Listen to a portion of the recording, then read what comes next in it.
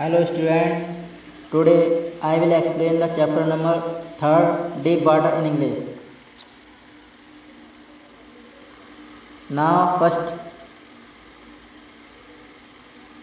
the introduction of this chapter is this lesson is deep water, which is taken from O Man and Mountain by William Doubtless.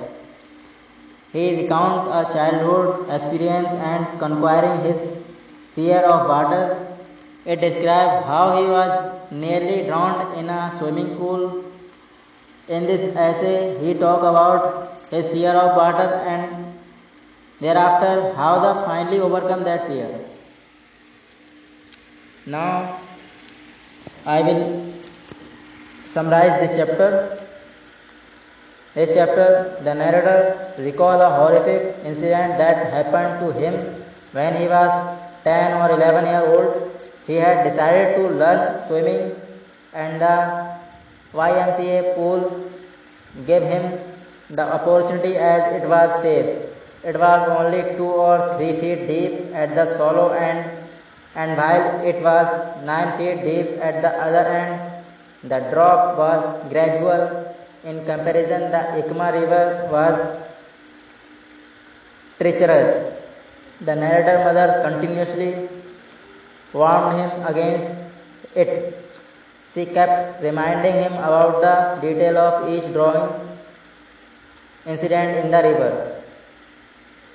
Now, Douglas tried to learn swimming by imitating the other boy at the pool. He was just beginning to feel at ease in the water when a mishap occurred. He went to the pool one day and found that no one else was there.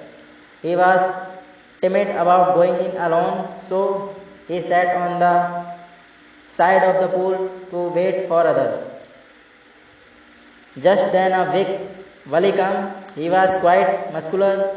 He picked up Doubtless and threw him into the deep end of the pool.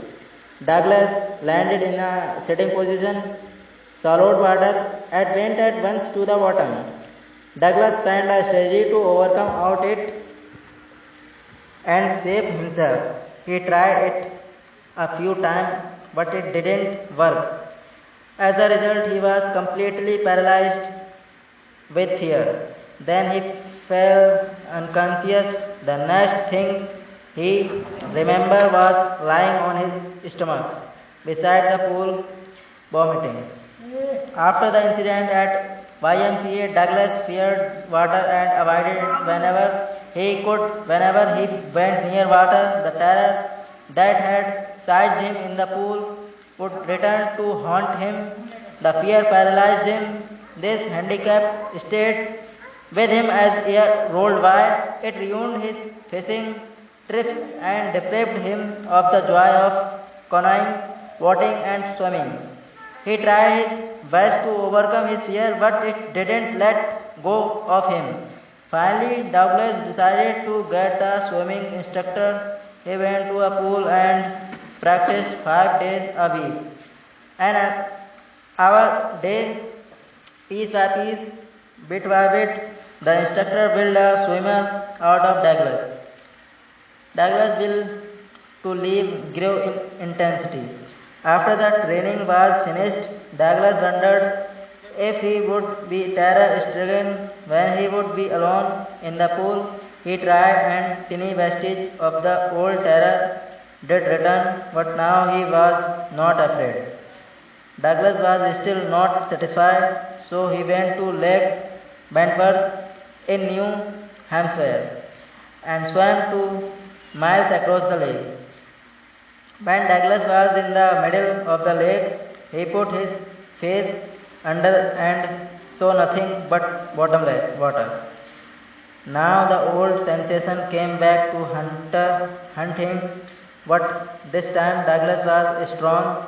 He swam on. He had some residual doubt. At his first opportunity, he went to the one lake.